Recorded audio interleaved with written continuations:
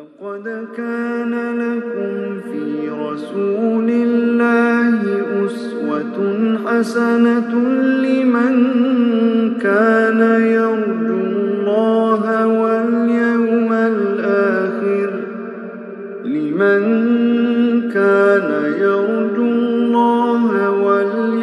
الآخر وذكر الله كثيرا. بسم الله الرحمن الرحيم. الحمد لله والصلاة والسلام على رسول الله وبعد. السلام عليكم ورحمة الله وبركاته. Урматтуу момун мусулман бир туугандар, пайгамбарыбыз Мухаммад саллаллаху алейхи вассаламдын өмүр баяны тууралуу болуп жаткан сира сабагыбызды окууну андан ары улантабыз.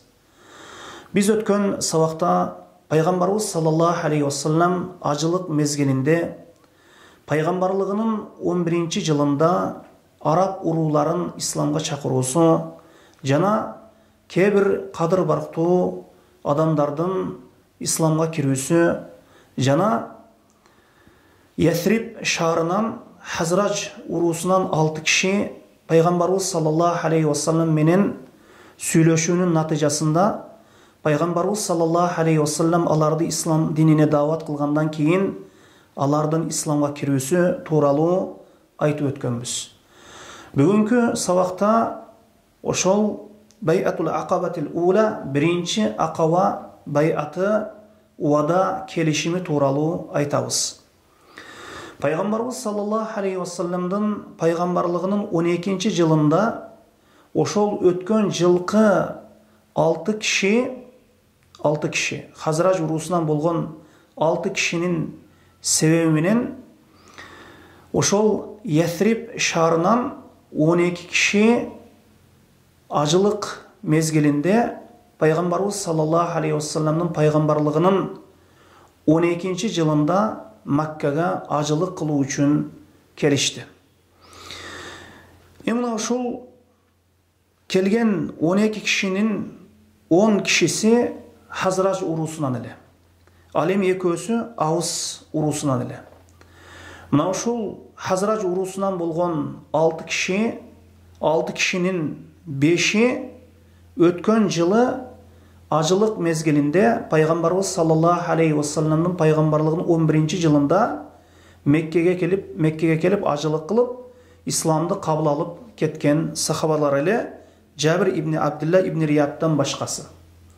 Ал эми 5 киши мына ошол Муаз ибн Харис, Муаз ибн Афра, Закван ибн Абдул Кайс, Убада ибн Самит, Язид ибн Салаба, Ал-Аббас ибн Убада ибн Надала.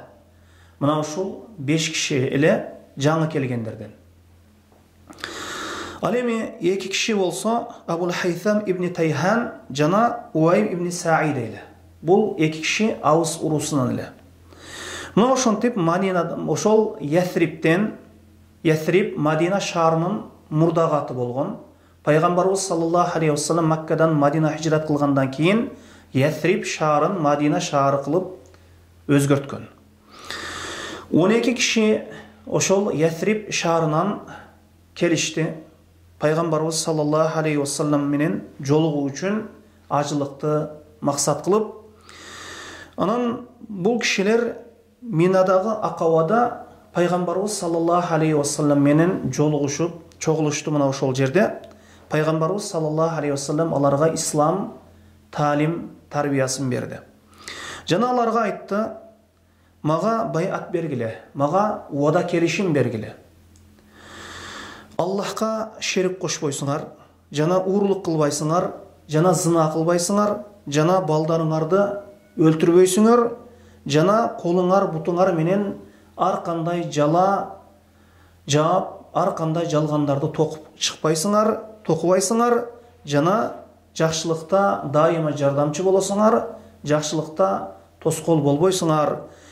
Мына ушул нерселерди силерден кимдир бирөө толук мына ушундай баш ийип аткара турган болсо, ажыры Аллах Таалада, ажыр сообу Аллах Таалада. Ал эми ким мына ушул нерселерден жасап кое турган болсо, ага бул дүйнөдө жазасы болот, мына ушул жазасы ага каффарат болот. Эгер ким мына ушул нерселерден жасап, мына ошол жасаган күнөөсү жашыруун кала турган болсо, адамдардан Аллах Таала ошол пенденин мына ушул күнөөсүн жашырсын. Анын иши Аллах Таалада. Аллах кааласа аны азаптайт, Аллах кааласа аны кечирет. Мына ушул нерсеге байат бересиңерби деди эле, алар байат беришти. Ошол Аллахка шерик кошпойбуз, уурлук кылбайбыз, зына кылбайбыз, жана балдарыбызды өлтүрбөйбүз, жана колубуз жана бутубуз менен колубуз жана бутубуз менен ар кандай жала ошол жалгандарды токуп чыкпайбыз. Мына ушул нерседе турабыз, сөз беребиз, уада келишимде, мына ушул уада келишимде турабыз деп, мына ушул нерсеге байат беришти. Анан Даватул Ислам фи Ясриб, анан бул кишилер кайтып кайра Ясриб шаарына кайтып кетишти. Пайгамбарыбыз саллаллаху алейхи ва саллям булар менен кошо сахабасы Мусаб ибн Умайрди Куран мугалими катары жана аларга диндерин үйрөтүү максатта Пайгамбарыбыз саллаллаху алейхи ва саллям мына ушул сахабасын алар менен кошо Ясриб шаарына жиберди. Мусаб ибн Умайр алгач ошол Ясриб шаарында Асад ибн Зураранын үйүндө ошол жерде жашап туруп калды. Мына ушул киши менен биргеликте исламга тырышып, аракет кылып, мына ушул адамдарды исламга чакыра башташты. Мына ушул экөө күндөрдүн биринде бир бакта турган кезде Аус уруусунун башчысы Саад ибн Муаз амекисинин баласы Усайд ибн Худайрге айтты. Мына ол эки кишиге карабайсыңбы деп Мусаб ибн Умайрди жана Асад ибн Зурараны максат кылды. Мына ушул эки кишиге карабайсыңбы? Бул биздин алсыз адамдарды ошол адаштыра турган болду. Буларды бир тыйып койбосоң болбой калды деп мына ушул кишиге айтты. Ошондо Усайд найзасын алып, алар экөө тарапка, ошол Мусаб ибн Умайр жана Асад ибн Зурара тарапка аттанды. Усайд келе жатканда Асад ибн Зурара Мусабка айтты: бул келе жаткан киши коомунун, ошол Аус коомунун башчысы болот. Аус коомунун башчысы болот деп ага анын ким экендиги тууралуу айтып берди. Усайд келип ал экөөсүнүн алдында туруп: силерде бул жака алып келген нерсе эмне? Силер бул тарапта эмне иштер кылып жүрөсүңөр? Силер биздин алсыз адамдарды адаштыра турган болдуңар. Алардан колуңарды тарткыла, бул жерден кеткиле деп мына ушундай айтты эле. Мусааб: биз менен бир отурбайсыңбы? Биз менен бир сүйлөшүп, бизди бир угуп көрбөйсүңбү деп, эгер ыраазы болсоң, биздин ишти кабыл аласың. Эгер ыраазы болбосоң, эгер жаман көрсөң, биз сенден өзүбүз тилибизди тыябыз. Сен жаман көргөн нерседен биз өзүбүздү тартабыз. Эгер жакшылык болсо, мындайча айтканда, эгер ыраазы болсоң, мына ушул жакшылыкты кабыл аласың. Эгер ыраазы болбосоң, өз ишиң өзүңдө, биз сенден мындайча айтканда өзүбүздү тыябыз деп мына ушундай айтты эле. Усайд ибн Худайр: сен адилеттүүлүк, мына ушул нерсе адилеттүүлүк деп, адилеттүүлүк кылдың деп найзасын жерге сайып отурду. Мусааб аны менен ислам тууралуу сүйлөштү. Ага Куран окуп берди. Мына ошондо Усайдке ошол ислам дини жагып, ислам динин жакшы көрүп, ошол шахадат келимесин айтты. Ла илаха иллаллах Мухаммадур Расулуллах деп, мына ошол шахадат келимесин айтып, мына ошол Куран аяттарынын жүрөгүнө жетип барып, ислам динин жакшы көрүп, ислам динин кабыл алды. Анан Усайд алардан кайткандан кийин Саад ибн Муазга бир хейла, айлакерлик иштете турган, колдоно турган болуп, ага айтты: мен мына ошол сен жиберген, сен багыттаган эки киши менен сүйлөшүп көрдүм. Аллахка ант, алардан бир жамандык көргөнүм жок. Мен ал экөөнү кайтардым, ал экөө айтты: биз сен каалагандай жасайлы, сен каалагандай иш тутайлы деп алар менен сүйлөшүп көрдүм. Кийин анан Саад ибн Муазга айтты: мен Бани Хариса менен сүйлөштүм. Алар Асад ибн Зурарага каршы чыгышыптыр, аны өлтүрүш үчүн. Антикени Асад ибн Зурара сенин ошол эжеңдин баласы болот жана сени басып алууну каалап жатат Бани Хариса урусу деп айтты эле. Саад ачууланып кетти. Ачууланып кетип, ошол Мусаб ибн Умайр жана Асад ибн Зурарага ошол ачууланган абалда алардын алдына барды. Анан Мусаб аны дагы Усайд ибн Худайрды кандай күтүп алган болсо, аны дагы жакшы бир сөздөр менен күтүп алып, аны менен сүйлөштү, ага Куран окуп берди, аны исламга чакырды. Мына ошондо ислам дини ага макул келип, жүрөгүнө жетип, Аллахтын каалоосу менен жүрөгү исламга ачылып, исламды кабыл алып, шахадат келмесин айтты. Андан кийин бул киши өзүнүн коомуна кайтып келип, "О Бани Абди Ашхал" деди. Абди Ашхал урусу. Өзүнүн урусуна кайрылып, "Силердин араңарда менин ордум кандай экендигин билесиңерби?" деди. Алар айтышты, "Сен биздин төрөбүз, мындайча айтканда, сен биздин башчыбыз болосуң, сен биздин эң акылдуубуз болосуң" деп жооп беришти коому. Мына ошондо ал коомуна кайрылып туруп, "Силердин аялыңар болсун, эркегиңер болсун, аялыңар болсун, бүгүндөн тартып мага арам, качан Аллахка ыйман келтирип, жана Аллахка жана анын элчисине ыйман келтирмейин. Мага арам эркегиңер да менен дагы, аялыңар менен дагы сүйлөшүш. Качан Аллахка жана анын элчисине ыйман келтирмейинчи" деп мына ушундай кайрылды. Мына ошол кечке барып, бир да бир коомунан бир да бир эркек киши, аял киши калбай, баарысы исламга кирди, ыйманга кирди, мусулман болушту. Бир гана коомунун ичинен Усайран деген киши гана исламды кабыл албады. Бирок бул кишинин исламы кечикти. Бул киши ошол Ухуд күнү исламды кабыл алды. Ошол Ухуд казатына, ошол Ухуд жихатына катышып, бул киши ошол жерде Аллахтын жолунда шахид болду. Бир жолу Аллахка сажда кылбастан туруп, таухид себеп Аллахтын ошол жихад болуп турган вакытта, Ухуд согушу болуп турган вакытта пайгамбарыбыз саллаллаху алейхи вассаламга ыйман келтирип, шахадат калимасын айтып, калимаи таухидти айтып, ла илаха иллаллах Мухаммадун Расулуллах деп, ошол Ухуд жихатына кирип кетип, шахид болуп, бир да бир жолу бир рекет намаз окубай, сажда кылбай, мына ошол калимаи таухид фазилети себеп шахид болгон экен. Андан кийин Мусаб ибн Умайр Меккеге кайтып кетти. Ушундай ийгиликтүү бир иш жасаган абалда пайгамбарыбыз саллаллаху алейхи вассаламга бул жакшылыкты сүйүнчүлөп, анткени Мадинада бул сахаба себеп көптөгөн ошол Аус урусу исламга кирген эле. Саад ибн Муаз ушул уруунун башчысы, Аус урусунун башчысы исламга киргенден кийин мына ушул Мусаб ибн Умайрды ошол себеп Мадинада көптөгөн адамдар исламга киришти. Мына ушунун жакшылыгын, мына ушунун сүйүнчүсүн пайгамбарыбыз саллаллаху алейхи вассаламга сүйүнчүлөп Маккага кирип барды.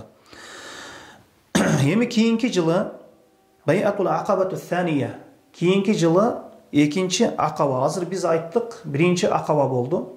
Пайгамбарыбыз саллаллаху алейхи вассаламга кайталап айта турган болсок, Хазрач урусунан 10 киши жана Аус урусунан 2 киши келип, пайгамбарыбыз саллаллаху алейхи вассаламдын пайгамбарлыгынын 12-чи жылында ошол пайгамбарыбызга байат беришип, жана жогоруда айтып өттүк, пайгамбарыбыз саллаллаху алейхи вассалам Мусаб ибн Умайрды алар менен кошо жиберди.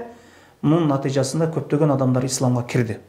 Анан кийинки жылы экинчи Байатул Акабат Акабату Thaniya, экинчи акаба байаты болот.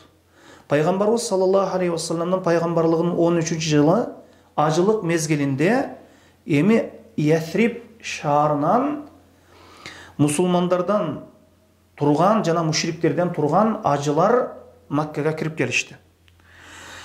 Эми мусулмандар жолдо келе жатышып, биз Аллахтын элчисини эч качан Макканын айланасында, Макканын тоолорунун айланасында коркуп жүргөн абалда таштап койбойбуз. Биз ал кишиге сөзсүз жардам беребиз деп мына ушундай ой менен келишти. Жана Меккеге келгенден кийин булар пайгамбарыбыз саллаллаху алейхи вассалам менен жашыруун түрдө байланышка чыгышты. Жана Айяму Ташрик, Курбандык күнүнөн кийинки 3 күндө пайғамбарыбыз саллаллаху алейхи уассалам менен ошол Акаба жамратында шайтанға таша турган жерде, ошол жерде пайғамбарыбыз саллаллаху алейхи уассалам менен Акаба өрөнүндө жолугуша турган болду ташрик күндөрү, түндө. Мына ошол вакыт белгиленгенден кийин, айяму ташрик күндөрүнүн бир түнүндө, ошол вакыт белгиленгенден кийин бир түндө ошол коом акырындап түндүн 3/1 бөлүгү өткөн кезде акырындап ошол уктап жаткан адамдардын арасынан суурулушуп, акырындап бирден экиден болуп чыга баштап ошол жерге чогула турган болушту. Акаба, ошол шайтанга ташата турган жер, ошол Акабага, ошол жердеги Акабага, Минадагы Акабада жолугуша турган болушту. Эми алар ошол келген, Мадинадан келген мусулмандардын саны жалпысынан 73 киши эле. Алардын 62-си Хазрач уруусунан, ал эми 11-өсү болсо Аус уруусунан эле. Алар менен кошо 2 аял бар эле. Насиба бинти Кааб Бани Наджар уруусунан болот. Мына ушул аял. Ал эми экинчи аял Асма бинта Амр Бани Салима уруусунан эле.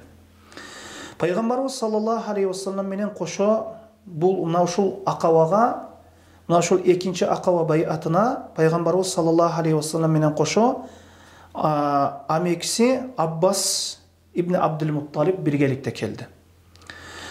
Бирок бул вакытта Аббас ислам динин кабыл ала элек болчу. Бирок пайгамбарыбыз саллаллаху алейхи вассалам бул кишини жанын алып алды. Анткени агасынын баласы, агасы менен бир тууган болгондугу үчүн жана пайгамбарыбыз саллаллаху алейхи вассалам агасынын баласы болгондугу үчүн жана пайгамбарыбыз саллаллаху алейхи вассалам өз агасына ишенгендиги үчүн Аббас пайгамбарыбыз саллаллаху алейхи вассалам менен бирге келди.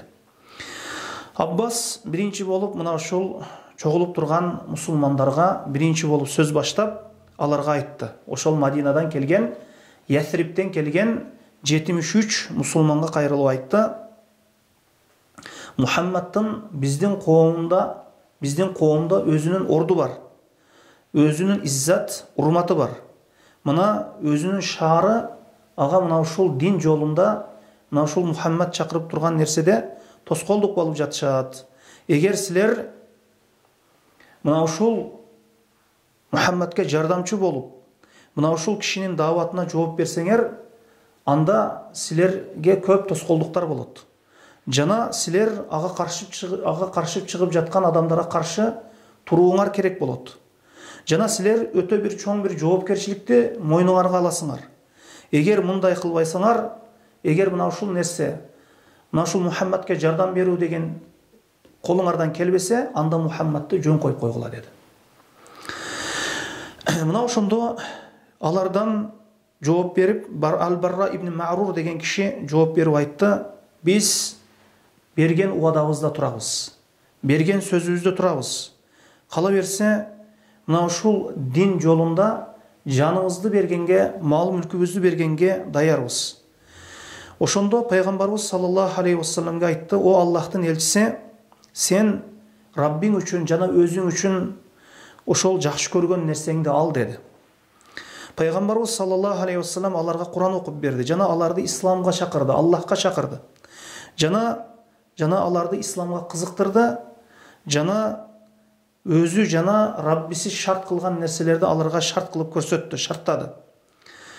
Ошол Раббиси жана өзү шарт кылган нерсени аларга айтты. Биринчиси, Аллахтын жалгыз өзүнө гана сыйынасыңар. Жана ага эч бир нерсени шерик кошпойсуңар. Жана алар айтышты: Раббиң шарт кылган, сен шарт кылган нерсеге биз байат бере турган болсок, ошол Раббиң шарт кылган жана сен шарт кылган байат бере турган, уада келишим түзө турган нерсебиз эмне деди эле пайгамбарыбыз саллаллаху алейхи вассалам эмне деп айтышты. Эмне деп айтышты эле пайгамбарыбыз саллаллаху алейхи вассалам аларга карап: Уктук жана моюн сунабыз. Уктук жана моюн сундук. Мына ушул нерсеге байат бересиңер. Мындайча айтканда, угабыз, мойынсынабыз. Екіншісі, жақсылықта, қиыншылықта, жырғалшылықта, оорчулукта дайыма өз мал мүлкүбүз менен мына ушул дин жолунда жардам беребиз. Жана жакшылыкка чакырабыз, жамандыктан кайтарабыз. Жана Аллахтын дининде мына ушул диндин бардык кыйынчылыктарында, мына ушул динде адамдарга жеткирүүнүн бардык кыйынчылыктарында туруп беребиз. Жана эч бир жала жауучунун сөзүн албайбыз. Мына ушул нерселерде мага убада келишим бересиңер, байат бересиңер, жана мага жардам бересиңер, жана өзүңөрдүн аялдарыңарды, балдарыңарды коргогондой, мени душманыңардан коргогондой, балдарыңарды, аялдарыңарды коргогондой, мени да коргойсуңар. Мына ушундай кыла турган болсоңор, силерге жаннат болот дешти. Силерге мына ушундай туруп берсеңер, мына ушул нерселерди, мен айткан нерселерди аткара турган болсоңор, силерге бейиш болот деди. Мына ошондо Барра ибн Ма'рур пайгамбарыбыз саллаллаху алейхи вассаламдын колунан алып, ооба, сени акыйкат менен жиберген Аллахка ант, биз сени бала чакабызды, мал мүлкүбүздү душмандарыбыздан кандай коргосок, дал ошондой коргойбуз. Биз сага байат беребиз. Биз согушчул элбиз. Мындайча айтканда, согуш көргөн элбиз. Дайыма согушуп жүргөн элбиз. Биздин ошол куралдарыбыз, курал кармап жүргөнүбүз, согуш тактикаларын, согуш жөндөмдүүлүгүбүз аталарыбыздан бизге өтүп келген. Мына ошондуктан биз сени эч качан коргоочусуз таштап койбойбуз. Биз сени коргойбуз, Аллахтын жолунда сага жардам беребиз деп мына ушундай байат берди. Мына ошондо ал кишинин сөзүн аралжы кылып бөлүп, Абул Хайсам ибн Тайхан айтты: "О Аллахтын элчиси, биз менен мына Ясриб шаарында яһудилердин ортосунда мындайча айтканда келишимибиз бар, байланышыбыз бар.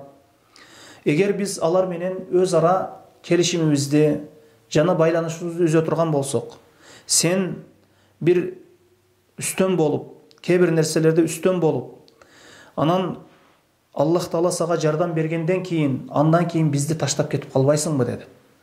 Ошондо пайгамбарыбыз саллаллаху алейхи вассалам мына ушул кишиге күлүп карап, "Жанга жан, канга кан" деп айтты. Мындайча айтканда, силер менден, мен силерден. Силер согушкандар менен согушам, силер келишим түзгөндөр менен келишим түзөм деп пайгамбарыбыз саллаллаху алейхи вассалам мына ушундай жооп берди. Мына ошол убакытта Аббас ибн Убада ибн Надала айтты: "Силер, о коом" деди, "силер кандай адамга бир эмне максатта байат берип жатканыңарды, убада келишим түзүп жатканыңарды билесиңерби?" деди. "Мына ушул нерселерди түшүнүп жеттиңерби?" деп айтты. "Силер бул кишиге байат бергенден кийин эртең силерге адамдардын каралары, кызылдары силерге согуш жарыялайт. Силер менен адамдардын каралары, актары, мындайча айтканда, согушат. Эгерде силер бул кишиге байат берип, бул кишинин жолунда, дининде силердин малы мүлкүңөргө бир бале, апат, мусибат жетсе, жана силер өз ара араңардан кадыр бактуу адамдарыңарды жоготсоңор, эгер бул нерседе силер сабыр кылсаңар, силерге дүйнө жана акырет жакшылыгы болот. Эгерде бул берген байатыңарда тура албай кала турган болсоңор, силерге дүйнө жана акыретте азап болот" деп айтты. Мына ошондо алар пайгамбарыбыз саллаллаху алейхи вассаламга кайрылышып, эгер мал мүлкүбүзгө мусибат жетсе, мал мүлкүбүздөн айрыла турган болсок, жана араларыбыздан кадыр бактуу адамдардан айрыла турган болсок, о Аллахтын элчиси, мунун натыйжасында акыр акыбетте бизге эмне болот дедиле. Пайгамбарыбыз саллаллаху алейхи вассалам аларга кайрылып, силерге бейиш болот деди, жаннат болот деди. Ошондо алар айтышты: "Колуңду бер" дешти.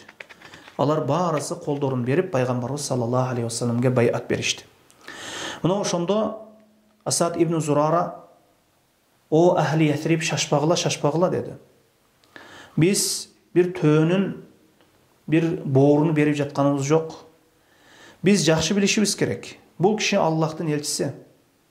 Біз мынау ушул кишиге байат бергенден кейін көптөгөн арабтар бизден кол үзөт. Мындайча айтканда, силер кылыч көтөрүүңөргө туура келет.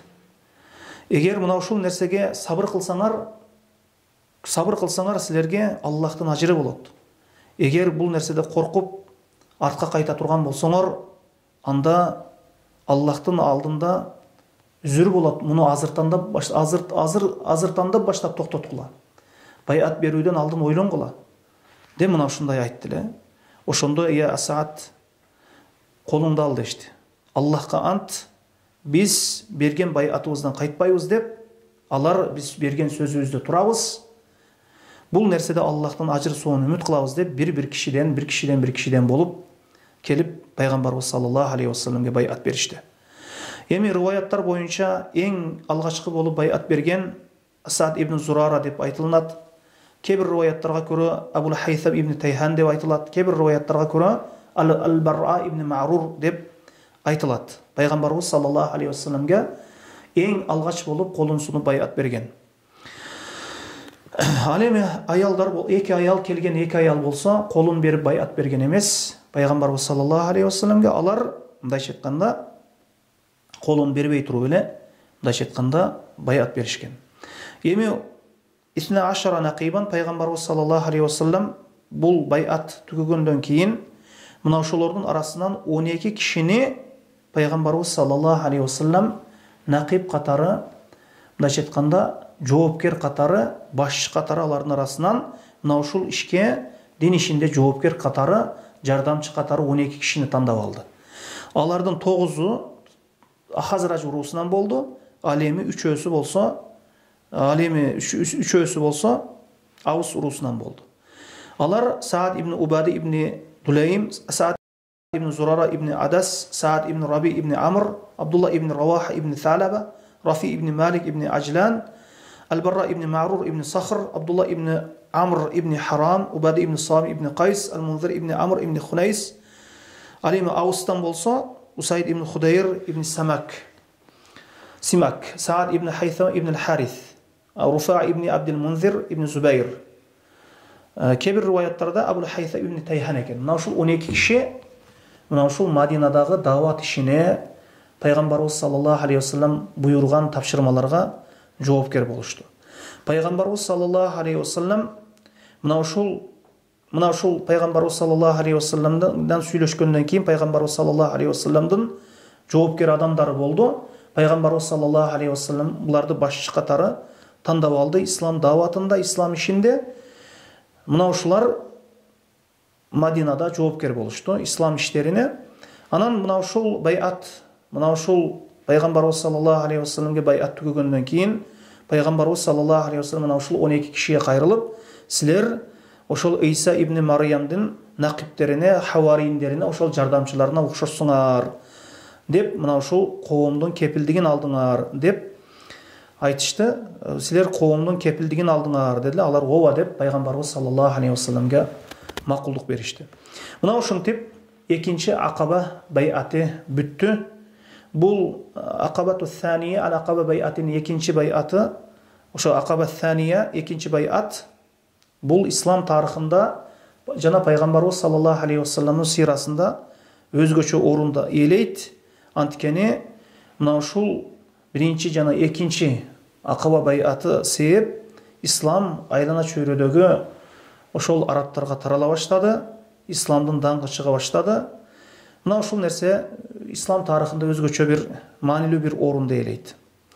Мына ушул байат бүткөндөн кийин эми ошол шайтандардын бирөөсү бул нерсени билип калып, кыйкырган бойдон, кыйкырган абалда «Я Ахашиб» деп мына ушул Мухаммад мына адамдарын топтоду, силерге каршы согуш жарыялады деп бир дөңсөгө чыгып ошол кыйкырды. Пайгамбарыбыз саллаллаху алейхи вассалам: «О Аллахтын душманы, Аллахка ант, мен өзү убагы келгенде сени жазалаймын» деп мына ушундай айтты. Мына ушул кыйкыргандан кийин мына ушул шайтандардын бирөөсү бул мусулмандар тезинен өздөрүнүн жатак жайларына, чатырларына тезинен кайтып кетишти жана алар эрте таңга чейин уктап калышты. Анан эртеси бул Курайш ошол бул кабарды тастыктоо, ырастоо максатта ошол ясриптиктердин чатырына, ошол ажылардын арасына адам жиберди. Мына ушул кабарды тастыктоо максатта. Ошол ал Курайш адамдары келип муну тастыктаган, сураган убакытта бул нерсе, бул кабар жалган экендигин Ясриптен келген мусулмандар менен биргеликте келген мушриктер айтышты. Бул жалган кабар, биз мындай нерсени укканыбыз жок деп айтышты. Ал мусулмандар сүкөт сактады.Ун чукпашты. Андайча айтканда, Курайштын сөзүнө, бул алардын айткан сөзүн тастыктаган да жок, аларга жооп беришкен да жок. Мына ошондо мушриктер, Курайш мушриктери мындайча айтканда осол болгон абалда эч бир нерсени биле албастан кайтып кетишти.